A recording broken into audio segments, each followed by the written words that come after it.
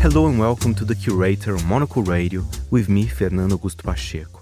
Over the next 60 minutes, we'll be bringing you some of the very best interviews and reports from the past week of coverage on Monocle Radio, with highlights from our studios here in Midori House and from around the world. This week, we meet the beloved British pop band Saint Etienne. We often think of the tune before the words. Yeah, you know what I mean? very much so. But then sometimes it happens the other way around. You've got a good kind of idea and then you can see a melody that goes with that, but it's often not that way. Plus, the CEO of the legendary wellness resort Chiva-Som reviews the future of the industry. We see that AI is something that nobody can avoid, right? And we feel that the AI-driven personalized wellness program is something that's going to be very big. All that and much more in the next hour, here on The Curator, with me, Fernando Augusto Pacheco.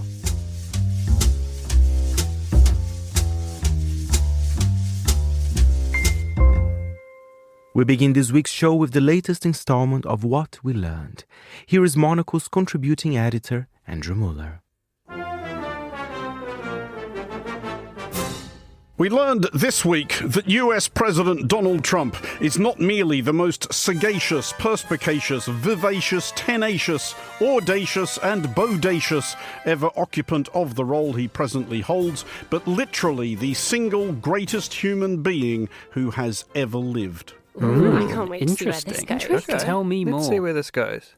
We learned this on no less authority than his own cabinet, i.e. the people who depend more than anybody else on the president's whim for their rank, salary, and, who knows, immunity from prosecution. And we learned it from the broadcast of a cabinet meeting which was, to be clear, in absolutely no respect, a preposterous choreographed grovel that would have caused Kim Jong-un to say, "All right, lads, don't trowel it on too thick." Though among other Trump associates who have never received this instruction is his makeup artist. Am I right? Hey, we're just getting started. Thanks for coming out. We learned that Steve Witkoff, the New York City real estate agent who is for some reason US Special Envoy to the Middle East, can scarcely sleep for concern about the present deliberations of a coterie of Norwegians. And there's only one thing I wish for, that noble committee finally gets its act together and realizes that you are the single finest candidate since the this Nobel Award was ever talked about to receive that reward. Well, quite. Martin Luther King Jr., Nelson Mandela, Albert Schweitzer, Dag Hammarskjöld, Lech Walesa, Malala Yousafzai, Desmond Tutu, Narges Mohammed, the International Committee of the Red Cross, United Nations Peacekeeping Forces. Who do any of you deadbeats think you are? But we learned at least one of Trump's officials had gone further than merely issuing damp-eyed pleas to the Norwegian Nobel Committee, who, if they're listening, could greatly enhance the general gaiety by giving it to Barack Obama again for a laugh. We learned that Lori Chavez de Rema, US Secretary of Labor, had taken the completely normal step of hanging an enormous picture of her boss off the front of her place of work. Mr. President, I invite you to see your big, beautiful face on a banner in front of the Department of Labor, because you are really the transformational president of the American worker.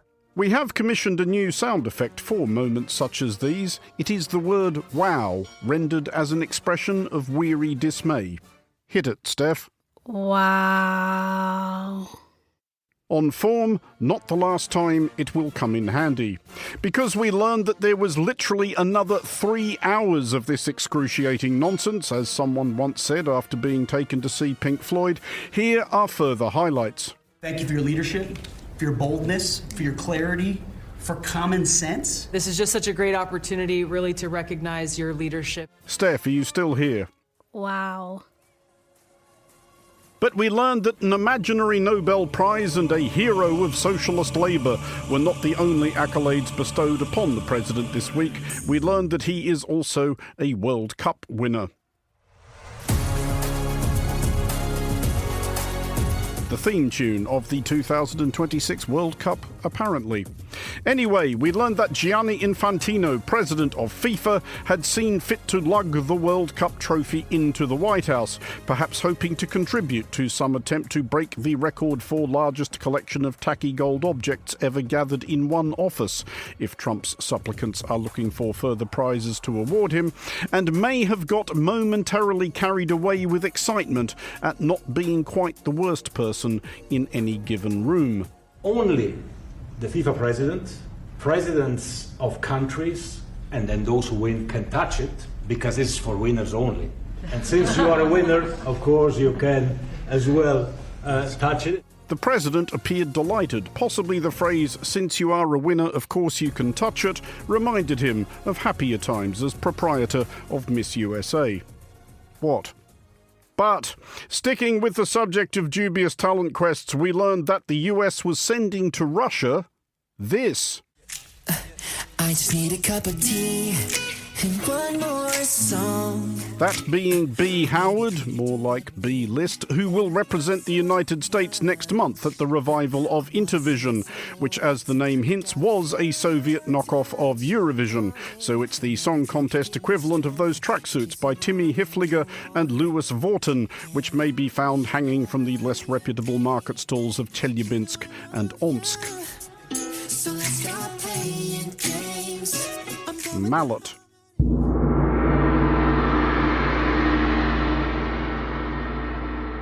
And moving from an event at which the participants should have tomatoes thrown at them to an event where the participants do, we learned that this week saw the 80th anniversary of La Tomatina, in which revellers gather annually in the Spanish settlement of Buñol and pelt each other with said red fruit. Happy La Tomatina to all those who celebrated. Thanks as always for joining us for What We Learned, Monocle Radio's weekly news. Ketchup. Wow. For Monocle Radio, I'm Andrew Muller. Thank you to Monocle's contributing editor Andrew Muller, there from Friday's edition of The Globalist. Next up, we turn on Monday's episode of The Briefing. Freshly back from São Paulo, it was time for a little insight into the Brazilian luxury market. Growing faster and at a larger pace than the rest of the world, I was joined in Zurich by our chairman, Tyler Brulé, along with presenter Emma Nelson and Juliet Lingley, to unpack what brands are investing in Brazil and why. There's a really interesting report on Valor Econômico, which is the Brazilian Financial Times, let's say, talking about the state of the Brazilian luxury market. And it is good news indeed, because last year, it wasn't a great year for luxury. A lot of countries have quietened down, including China, but Brazil actually had a growth of 12% in that sector. And Emma, what I find it more interesting reading this full report, that in the past, if you wanted to consume luxury in Brazil, it was São Paulo or Rio. That's it. That's changing a lot. They're saying that Brazil is becoming a hub.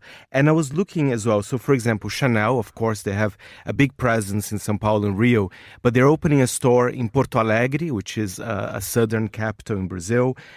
Hermès in Rio, they are opening a bigger store as well, with a bigger presence of their homeware department as well. So it's quite interesting. And the Brazilian customer in the past, the luxury customer, they used to travel to Paris, to London, to Tokyo if they wanted the luxury items. Sometimes it was cheaper actually to buy abroad.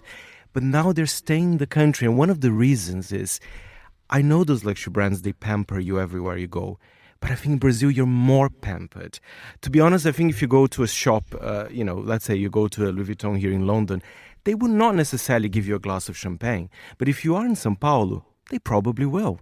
And I kind of seen that up close, and I understand why sometimes it might be a little bit more expensive to buy in Brazil, but at least you have champagne, you're smiling, having a nice chit-chat, perhaps not many tourists around you. So there's an interesting take on that. Just jumping behind the microphone is our editorial director, Tyler Brulé. We are mid-conversation about how Brazilian luxury is doing rather well indeed. And Faye was just saying that it's because Brazilian stores know how to treat their customers. They'll give you a glass of champagne when you walk in. You're not going to get that in London anymore. Well, I think also, Fernanda, you would know there's also a legacy as well. And a lot of it starts with a very famous store called Daslu. Yes. And Daslu was, in a way, it wasn't pre-luxury, but this was at a time before the Brazilian economy ended up where it ended up, and this was sort of the boom years. And this was a store, it wasn't a department store, it was an amazing specialty store, and you had all of the major brands were there in this, wonderful space, and it was like going into sort of someone's big mansion. But there was a corner which was Hermes, and there was a corner which was Chanel. But just sort of underline this, there was also three chopper pads on the roof of the store as well. And so this just sort of speaks to, of course, when you're at the top end of the pyramid in Brazil, life is very good. And so at the very least, you would get a glass of champagne. And so I think there's a set of expectations that the Brazilian customer has. And again, also, if you look at if you look at shopping centers as well, in front of you from Sao Paulo, I mean, going to a mall in Brazil is a completely different experience than if you think, I'm going. And even if you went to the best mall in Southern California or in the outskirts of Chicago, it has nothing to do with with what you would get in Brazil. Indeed, that idea of rarity and luxury and being something special, Faye, that sounds as if that still exists in Brazil. And they keep adding new things. Every time I go back, I just came back from São Paulo last Wednesday. Every time I go to the malls, there's something different. One example, Shopping Cidade Jardim from JHSF as well. They just opened a massive health center, I think on the last floor of the mall. It's like a 2,000 square feet. There's all types of doctors you can imagine. So, they're also expanding to these other sectors. It's not just going to your favorite luxury store. You can also go to the gym. You can go to, a very specific doctor as well. So yeah, it's quite an interesting moment for the Brazilian luxury market, Emma. You can go in and come out a different shape as well as having different clothes. Most likely, yes. I didn't do anything, I promise, Emma. Augmented in all parts, but I think that's one of the interesting things we're also seeing now in certainly in Lisbon, for example. You of course you have waves of Brazilians who are moving there, and you start to see the impact as well of retailers trying to respond to the Brazilian customer and the needs of the Brazilian customer. So even if you go to El Corte Inglés, Spanish department store, but of course their store in Lisbon is probably a little bit sort of closer to what you'd get in Sao Paulo or Rio. If you went to a mall that you pull up, there's valet parking, you can get your car washed, right where you pick up your groceries. There's just this sort of sense that they're talking to a customer in a very different way than they might if at a store in Seville or in Barcelona. Julia, I don't know if you've been sort of down any of the luxury streets in Rome anytime recently, but I don't feel as if there's not really that sense, is there, that you do feel as if it's a gazillion tourists. We're near the Piazza di Spagna, around the Spanish Steps, or beautiful, beautiful shops, but it does feel, I don't know, rather crushed together, and there doesn't feel like a luxurious sense anymore. It doesn't, and that's what everyone is complaining about, that you've got, and you hate to say it, but how do you put it? You've got so many low-income tourists coming into the city, often coming on the aforementioned cruise ships, which just like throw them out, bring them to the city. They're consuming nothing. They're taking up real estate space in Via Condotti, as you said, and they're not spending anything. They're not even taking taxis, so the taxi drivers are grumpy. But I'm just wondering whether this pivot to embrace the Brazilian market, are the items also different? Would you see like more figure-hugging outfits, perhaps? Like you're wearing today? Ones that would enhance. No, I've got my flowing linens on right now. But oh yes, you do. Yeah, you do, listeners. I'm curious. Are they also designing things for more body-aware customers, because the Brazilians are? Depends what your brand is, I suppose. Yeah, and I think also, but it depends, on that customer, because I think you have a lot of, I would say, wealthy Brazilians who look like wealthy Swiss people, who look like wealthy Germans. I mean, who are in Loro Piana and not necessarily body conscious gear. Tyler Brûlé, Emma Nelson, and Julie Lingley with me on Monday's edition of The Briefing. You are listening to The Curator on Monocle Radio with me, Fernando Augusto Pacheco, to Tuesday's edition of The Globalist now. Located in the seaside town of Hua Hin, Thailand, the legendary Chiva-Som wellness resort just marked its 30th year anniversary. The family-run business now includes an outpost in the Middle East, which is celebrating winning the Best Luxury Sustainable Resort Development in Qatar at the Luxury Lifestyle Awards. com Krip Rojanastien, Chairman and CEO of Chiva-Som, joined Monocle's Tom Webb in Midori House in London to give us a peek into his booming brand and its future. It's just shifting in the past few years, particularly after COVID. First of all, the age average is dropping. That means, much more awareness, much more requirements, demands from the younger segments, and also more demand, more purchasing power from Asia, India, China, Southeast Asia. So, the faces of clientele are changing, the demographics are changing, and geography is changing. And what do the younger demographic want? Why are they so demanding? What are they trying to get from your offering? They're looking for something that is not just a spa or fitness. They're looking for benefits from wellness in particular. And what kind of lifestyle change they need to make to achieve it. What technology can play a role in all this evolution. We see that AI is something that nobody can avoid, right?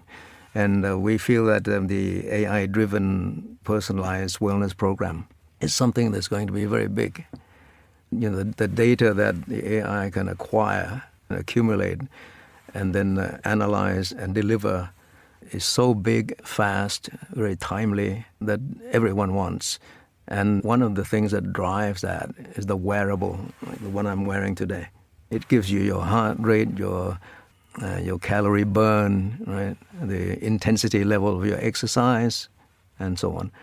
And even quality of sleep, it can tell you something about that. So it's all facets of life, where improvements can be made, especially in this world where the world is moving very fast, information travels quickly.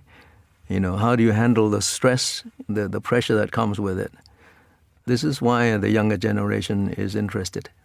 And in your physical space, talking about authenticity, how do you create a truly authentic Thai experience? And that's up to our innate talents of our therapists. The Thais have always had that, passed down the generation. The soft touch. We're a very tactile culture. When you see the elderly, you go up, give them massage, touch.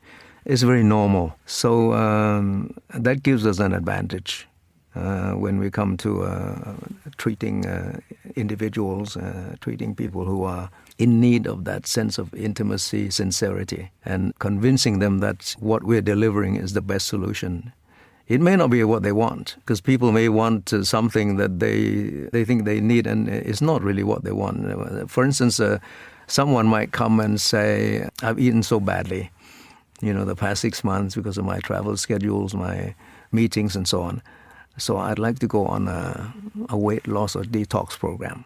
Now, if you were just sitting there and just making bookings, you would just book, okay, here's the detox, here's the weight loss. But we tend to consult each other, we tend to talk to each individual and just find out the root cause of the problem rather than the symptoms. And then we might find that, during meetings, they're eating compulsively. It's just a habit, right? So we might recommend something like stress management instead of digital detox or weight loss to best suit what they need. Now, a lot of the experience that people receive comes from the talent, from the staff. In Europe, we have a big hospitality problem, not finding the right staff. A lot of people left the industry. How is it for you in Thailand to recruit and retain such brilliant talent? One of the factors that is so important is our Chiva-Som Academy. We actually have a training school, and we've established for a long time, 15 years, I think, roughly. And anybody going to work in our resort would have to go through the relevant training programs. And we also take in outsiders, people who want to be therapists themselves or want to manage their own spas. We also train them. So that's one way of getting around the what we call a manpower shortage nowadays, because everyone wants a therapist, everyone's opening a spa, a wellness center, and so on. And the other measure is that we retain a very tight network of the people who have worked with us, that have gone, say, overseas, gone to other places. And then, a lot of them for remuneration purposes, for gaining new experiences and so on. We tend to keep in touch with them, and we know where they are in the world, what they're doing. So when it's time for them to come back, it's quite simple. They get in touch, and we have availability. They're back, and we know what they've been doing. We're up to date. In fact, most of them have gone and acquired more experience, more knowledge. So that's beneficial to us. So the turnover problem, yes, everyone worries about, but it's not all negative. No. Now, I wanted to talk to you about markets you're interested in, expanding the business. We have to talk about Qatar. How is that going? Qatar is going well, gaining a lot of traction among the locals and the neighboring countries. But because of geopolitical circumstances today, that's where the focus is. But we have actually generated interest from Europe, from Asia, because what we're offering there that is quite new is family wellness. The circumstance, the facilities, the practitioners that help you narrow that gap, that generational gap. It's not just a kids' camp. It's not just a place where you can come and leave your kids and then you go out and have a spa treatment. You actually requested to spend a few hours in activities with your children, something that requires a teamwork, team spirit, learning together, like cooking class, outdoor games, tailored for each family. And then when they spend the quality time together, they learn more about each other. They find out ways of narrowing the gap. The gap is widening today, I think, because of the social media, for example. People get so hung up on it, and that affects the kid as he grows up. And we don't want that to happen. The Qataris definitely have this vision, they call it Qatar 2030 vision, which aims to create a more productive, younger generation, more aware, more ready, to compete in the world. That was Krip Rojanastien, Chairman and CEO of Chiva-Som, in conversation with Monocle's Tom Webb on Tuesday's edition of The Globalist.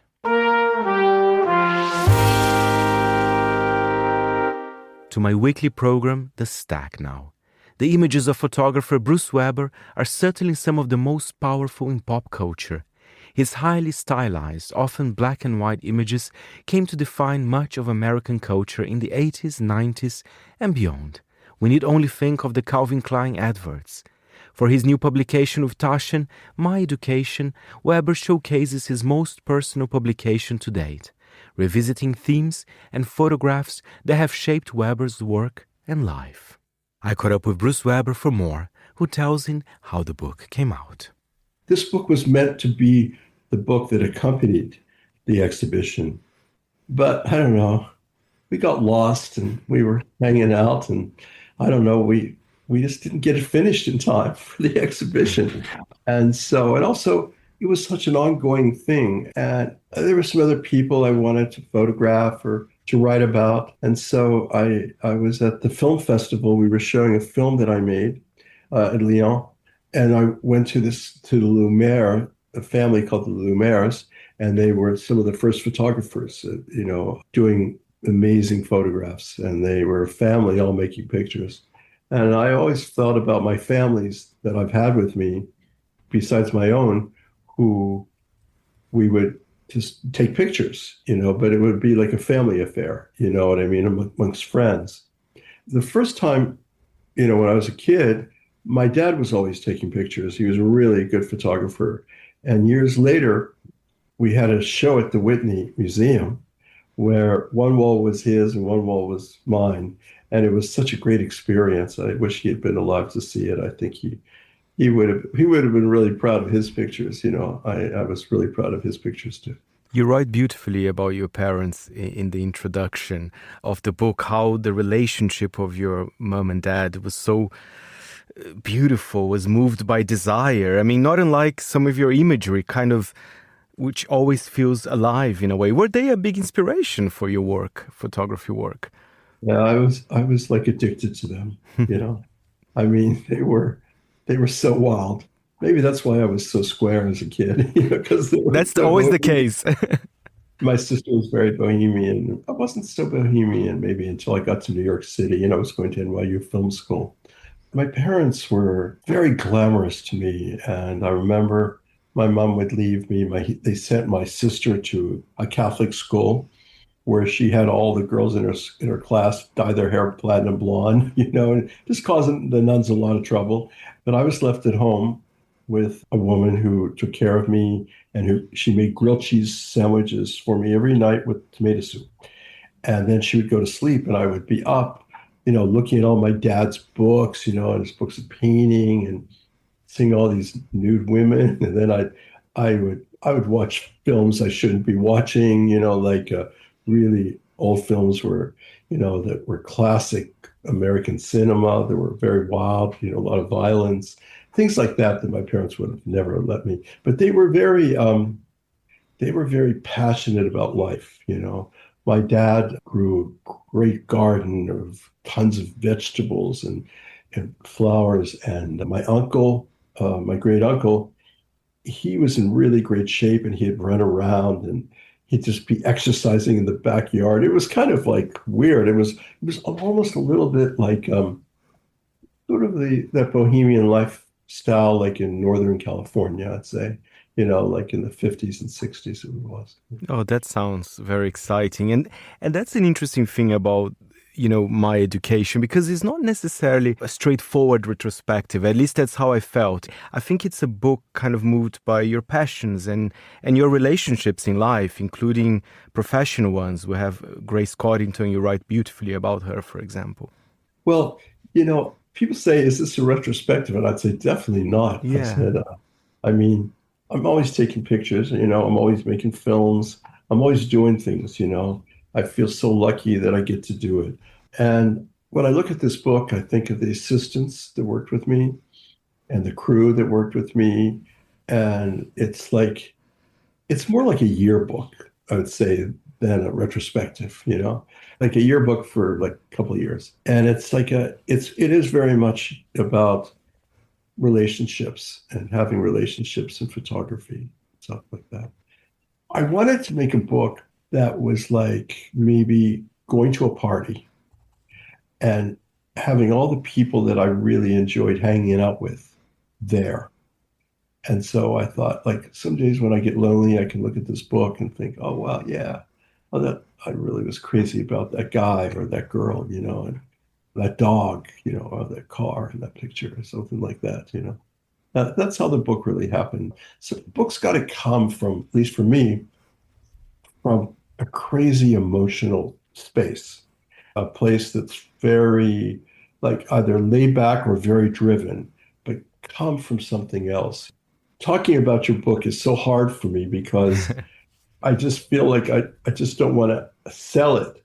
I want people to see it, enjoy it. And that's most I can think about it, But I hope it inspires people to go in their own backyard and take pictures of their loved ones. I always say to people, do you photograph your children a lot or your animals? No, not really. And I go, well, you've got to, because nothing's forever.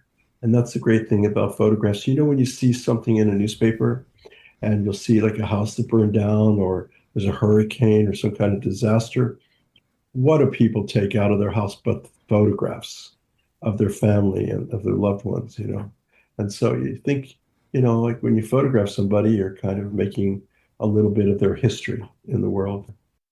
That was Bruce Weber there. You can listen to the full interview on this week's episode of Monocle Radio's weekly dedicated show to print, The Stack. And his book, My Education, published by Taschen, is out now.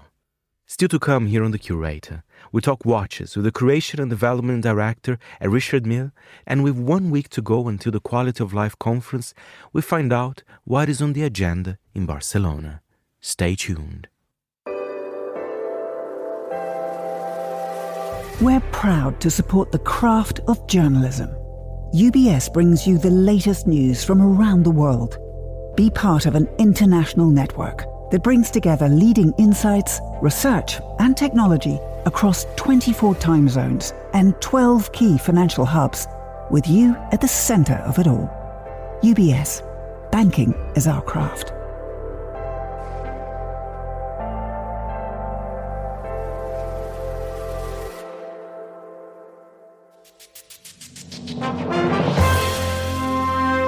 You are with The Curator, our weekly highlight show here on Monocle Radio, and I am Fernando Augusto Pacheco. Time to head to Confet Corner. Swiss watchmaking brands may often command large markets and extend into global operations, but many of them remain businesses that are profoundly connected to their founding families, with their timepieces assembled in sublime little towns in the countryside. Richard Mille is one of them. Its history is relatively fresh. The brand was started in 2001 by Richard Mille and Dominique Guénat. But a second generation of their respective families, 2 daughters to be precise, are already taking care of fundamental aspects of the business. Cécilie Guénat is Richard Mille's creation and development director and has been tasked with expanding the already bold aesthetic that has always defined the brand. That means letting anything from architecture to art influence her designs and challenging what a watch can look like. Confect's deputy editor, Chiara Rimella, sat down with Guénat to find out more of what inspires her, why looking to other creative disciplines is important in this process, and the symbolic value of wearing a standout timepiece on your wrist. Designers often point to specific inspirations when they reveal a collection. Sometimes it's a peculiar moment in architectural history, some other times an artistic movement, a painting in particular, a fashion staple. For watch brand Richard Mille, all of the disciplines above come into play. When presenting her designs, Cécile Guénat has pointed to many references, from the glamour of Art Deco to the joy of 1970s disco, brutalist architecture and even pastel-coloured candy. But often, the biggest design challenge lies in interpreting an overall mood, the spirit of a time and the societal shifts it points to, as Guénat explains when I ask her how important artistic influences are in her creativity. It's a big part of the design process, I think. We do much more inspiring. We try to inspire ourselves with many on many sides. It can be architecture or design or art or other things. It's very rare, for example, that we do a benchmark or this kind of things. We much more prefer to discover what's in the air, what's the tendance. It's not only that, it's also to understand what's interesting, what's fresh, and also what can work with our world. But also sometimes, we have an idea, and this idea comes from the techniques, from the technical side. Sometimes it's from an aesthetical side. It can come from different side. At the end, you always need to understand what your product will express or will tell. What will be the concept or the story. I think it's really, really important to be aware of many sides of the creativity. Even the society changes in the society are very important, I think. In this exercise of receptiveness to the aesthetic and cultural preferences of our times, it helps that the team feels free to experiment and push the boundaries, constrained only by the technical limitations of what engineering can achieve. Though it's a well-established brand, Richard Mille is a relative newcomer in the world of Swiss watches, and a pretty bold one at that. This means there are less constraints in terms of adherence to a history or tradition. There is a canon, and there is an archive of former designs to go back to, but the fil rouge linking many of these pieces together is their experimental nature. We don't have a huge collection of that are made with 10 strong pieces, and that's all. We always do new products. We always have to be fresh and new and imagine new things. We are very lucky, me and my team, and I think the whole brand, because the brand is young, not too young. So we live a nice time now to imagine new way of creating to continue the story. We can really stretch the DNA. It's very wide, big. When I started in the brand, I did the exercise to try to put some names, some words on the DNA and kind of understand what's the DNA of Richard Mille for the people who works in the technical office. We did that once, but like 8 years ago.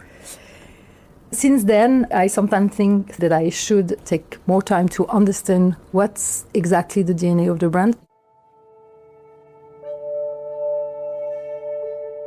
Drawing from a variety of different influences is also inevitable when the creative impulse behind a piece doesn't necessarily come from a single individual, but a group with a mix of perspectives and ideas.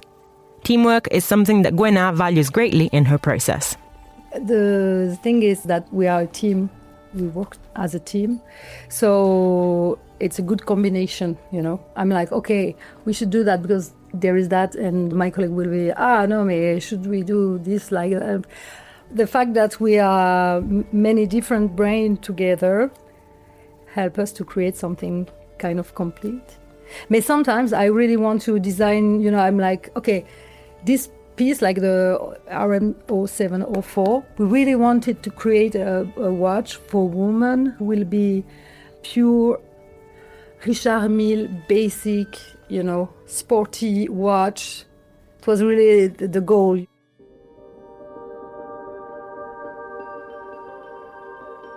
Because of the many people, ideas and necessities that all come together into a design, creating a new piece is a process that takes a long time.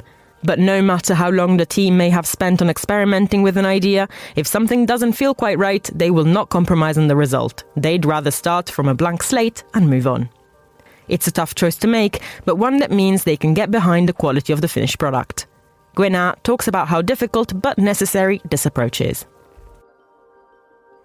I think you always need a little bit of time, not like 3 months to understand the thing, but you need to sleep on the idea of, okay, it's not working. Okay, maybe we speak about that in 1 week and, you know, you look at the product, you take time to think about if it's a good or bad idea, and then you do your grief about the, you know what I mean?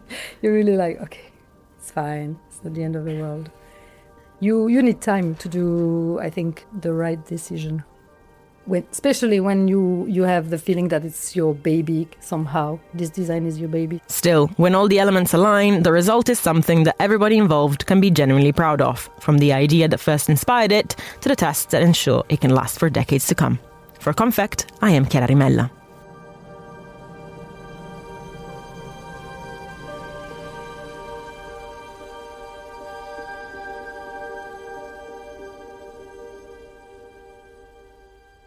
Cécile Guénard of Richard Mille in conversation with Confact's Chiara Rimella.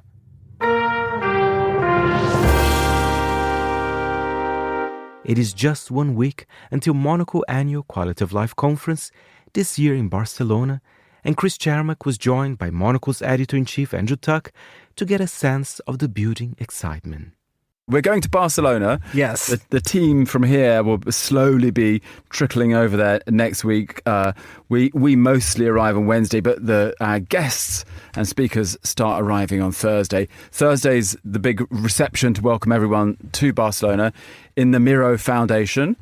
And then the following day, the Friday, is the conference. And then Saturday we have some treats in store as well. But yeah, it's essentially a key day and 2 half days, but it's a nice period of time to be together with our readers and listeners. Are you excited to go to Barcelona? Can't you hear it in my voice? Get me there. Of course I am. When are you actually going to be there? Are you going to have your own sort of setup? I've got my own Winnebago. Parked outside with my name sprayed on the outside. Well, I think it's my. Oh, I love that. Yes, we do need to have that right outside of the facility as well. I'm heading down on Wednesday as well, but on Thursday is when it all kicks off. Look, for me, we do so many things across the year, and you dispatch magazines, and you get correspondence back from people, which is wonderful, and you meet people across the year at smaller events we do. The Quality of Life conference for me is just the best extrapolation of what we do. It's where all of these people fly in from around the world, and over the course of these couple of days, you see people make friendships. I see people. Do you know we have a couple getting married? We have a couple getting married who met a quality. No. Well, that would be actually. I must ask them. They're a quality of life pairing. A European and an American met a quality of life. They're getting married. So things happen at the Quality of Life conference.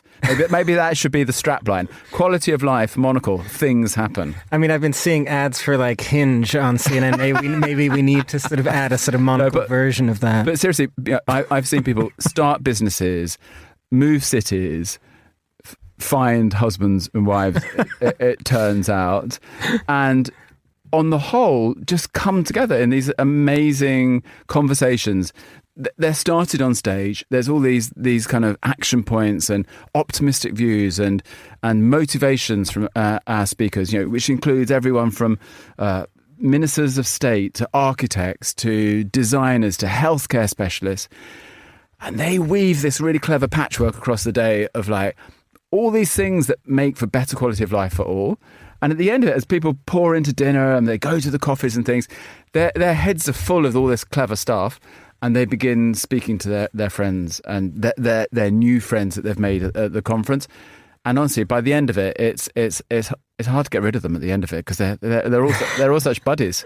Well, and it sounds like if there is a marriage that has come out of this, then it really is about the after parties in particular. Look, I know that Mr. Brûlé always likes to ensure that there's a dance floor moment. And so certainly after the big day of the conference, there's a gala dinner and there is a nice cocktail moment. But after that, get your dancing shoes on. We did it in Jakarta. Honestly, in Jakarta, my knees have only just recovered about like 6 months later after the Chiefs. But I've got a feeling, a good old kind of Barcelona dance moment is heading your way. Okay. And again, it's just good. It's just like, conferences, of course, they're about learning and education and resetting your lives and finding new inspirations. But they're also about getting down on the dance floor. And once your knees are completely buckled and you can no longer move, what happens on the Saturday when you then have to get up again and walk the streets of Barcelona? Yeah, so we've organised exclusive access. So you can go to a Gaudi building before it opens, before anybody's there with the curator. We'll take you around. And then Bofill, which is perhaps the most famous architecture studio practicing at this time in Barcelona, we're all heading there. And there may be a brunch moment, I believe, in their studios, which is inside this amazing old disused concrete factory. The factory is made of concrete, but it made concrete as well. Just to clarify for our particular readers. And it's going to be great. And then I'm not telling you what's happening after that, but there's a lot happening. It goes on. Wow. It continues. Goes on. There's a secret after that for anyone. There's always a secret. And at the conference, we have organised something which is just so spectacular, I'm not going to tell you. But it's happening during the day. I think I know what this is, but I'm not going to spoil it to our listeners. Keep your damn mouth shut. Exactly. I will absolutely. Monocle's editor-in-chief Andrew Tuck in conversation with Chris Chamak on Thursday's edition of The Briefing. We're nearing the end of the show. But before we go, we have time for one final highlight. In this week's episode of Monocle Culture, Robert Bound sat down for the second time with the beloved British pop band Saint Etienne. Since 1991 and the release of their debut album, Foxbase Alpha, the group have been winning over hearts and dance floors with their particular brand of indie pop. Now, 3 decades and many albums later, their new record, International, will be their 13th and final. And just as International is a swan song for the band, so it is from Monocle Culture. The program is going on hiatus after this week's show. I often get ideas in the shower, and it's quite hard to write things down. I've tried. Pete Wicks in his wet whiteboard. Yeah. Okay. Soap on the thing. Which thing? That's why the words are so weird, because I can't read them. No, often it's a tune or something, and I'm like, right, I've got to keep that in my head, and then run downstairs. But because sometimes if you do, I think it's, I don't know, different maybe to writing a book or something. Sometimes if I just sit in front of it and go, right, inspiration, come, it doesn't. And then you sit there wasting time. And it's often you need to go out, go for a walk, being somewhere else, then the idea sometimes come. Pops into your head. Yeah, I agreed. And totally. sometimes I don't know where, the tune, I just write one and then I go, I don't know where that came from, but hopefully not from someone else. Some advert from the 70s. Your secret's safe with our listeners, Pete. It's going to be fine. Someone would point it out, your melody's the theme to the clangers. Oh no. Yeah. Woo, woo, woo, woo. Yeah, cool. I knew that from somewhere. Yeah. What about you, Sarah? Is it the same for you, or are you sitting at a desk? Are you on voice notes thinking what will stick, I wonder? I'm very much with Pete. It sort of comes to you. And sometimes we'll be in the studio and we need like a second or third verse. And we'll go, right, come on then. We've got a piece of paper each and a pen. And it's like pulling teeth sometimes. It's so difficult. But I find going out, especially getting outdoors, that does make a big difference to me. And we often think of the tune before the words. Yeah, very much so. But then sometimes it happens the other way around. You've got a good kind of idea and then you can see a melody that goes with that, but it's often not that way. We also chip in with each other's lyrics, so there's no egos around the words. You go, that's my song, when you're at school with your arm around it. Get on. But we just... I just keep those thoughts in. Now you tell me. After all this time. So we just chip in a bit, especially if we get a bit stuck, Yeah. So you just lean across and you say, let's be frank, let me improve your work. Oh, that's a bit rude. It's a little bit direct, isn't it? Yeah, a bit direct. It's got to be another more pleasant way of saying it. Yeah, exactly. Don't it make you sad when you are lonely? Don't it make you sad when you're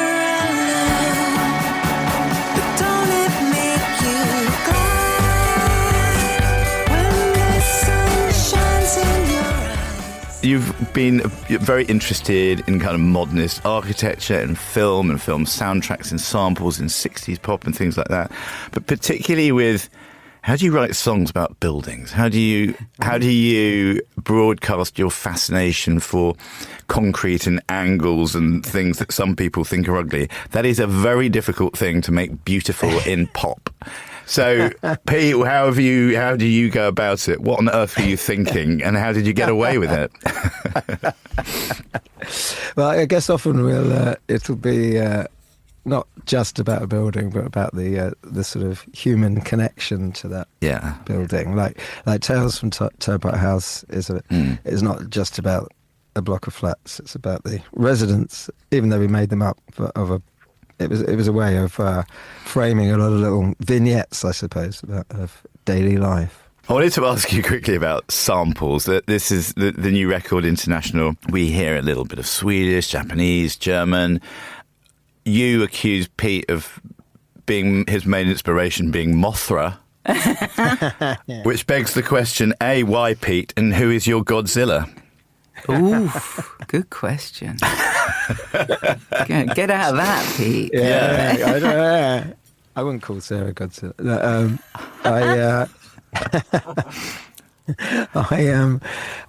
Most of those snippets, they're sort of based on stories from throughout our checkered history. Some aren't, but some of them I can't even remember what they are because they've been translated.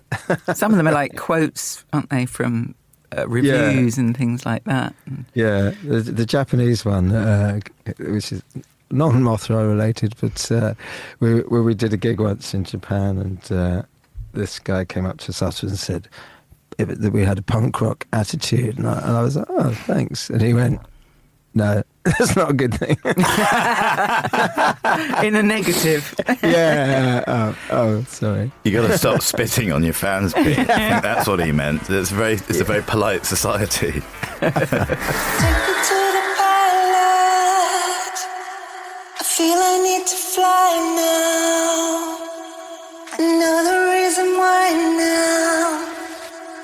And you won't recognize me. Take me to the pilot. I feel I need to fly now. Another reason why now. And you won't recognize me. That was Sarah Cracknell and Pete Weeks, better known as 2/3 of Saint Etienne. The band's new and final album, International, will be released on the 5th of September with Heavenly Records. Well, that's all we've got time on this week's edition of The Curator. The show was produced by Tom Webb and presented by me, Fernando Augusto Pacheco. Join us again next week, and thank you for listening.